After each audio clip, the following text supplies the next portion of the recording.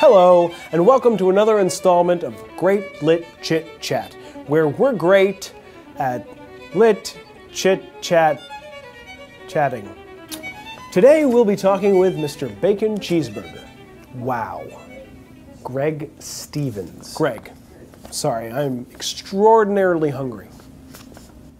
I'm sorry to hear that. I'm here today to talk about Erich Maria Remarque. Oh, normally I introduce the... So Remarque was born in Osnabrück, Germany in 1898 to a rather poor family, but he had a very happy childhood. So did I.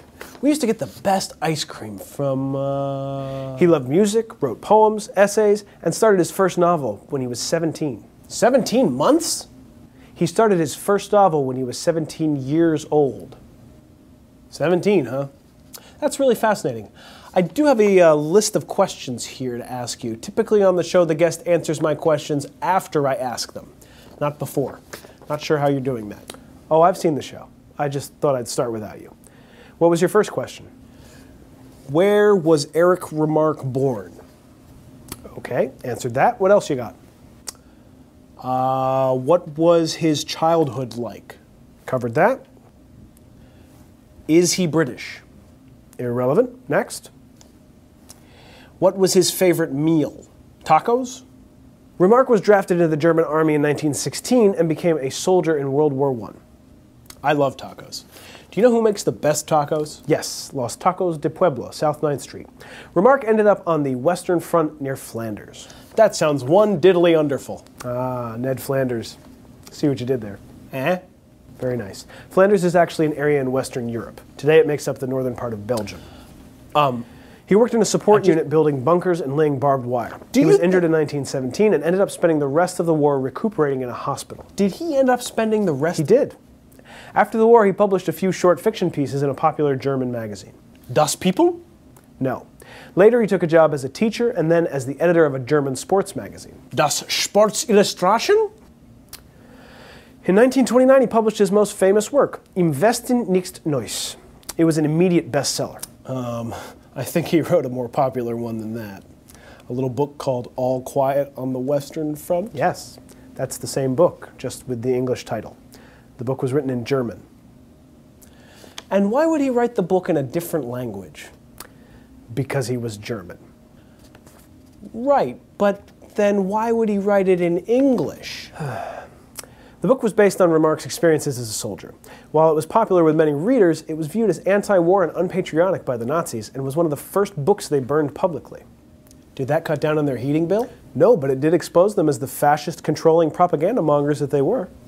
They revoked his German citizenship in 1938 and called the book a betrayal of the soldiers of the First World War. Mm-hmm. And what exactly was that war? World War I? Ah, fascinating. What can you tell us about German cuisine? You make this so difficult. Well, you should have come prepared.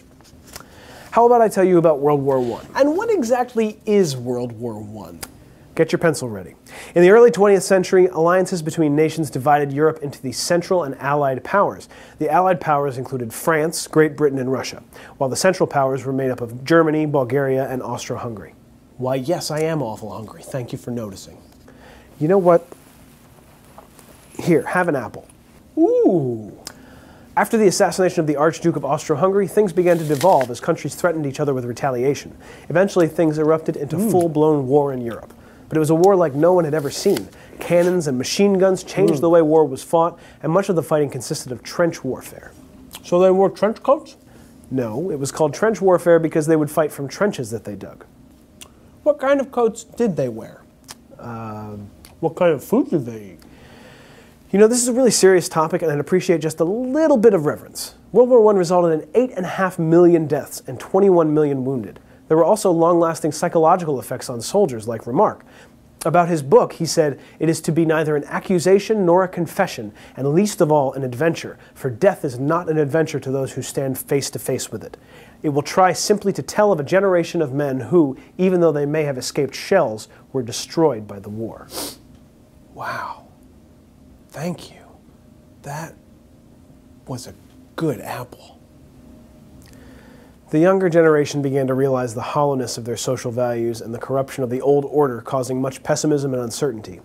Much like the feelings I'm experiencing right now. Yes, and as one critic noted, All Quiet on the Western Front seems to encapsulate in popular form the whole modern impulse, the amalgamation of prayer and desperation, dream and chaos, wish and desolation. Where did that come from? It was just cited as one critic noted. That might be his name, I don't know. Probably not. Well, that's all the time we have for today. I'd like to thank our guest, Mr. Apple Stevens, for Apple Greg, for joining us. Tune in next time when we'll be discussing Homer's Ode, something by Homer.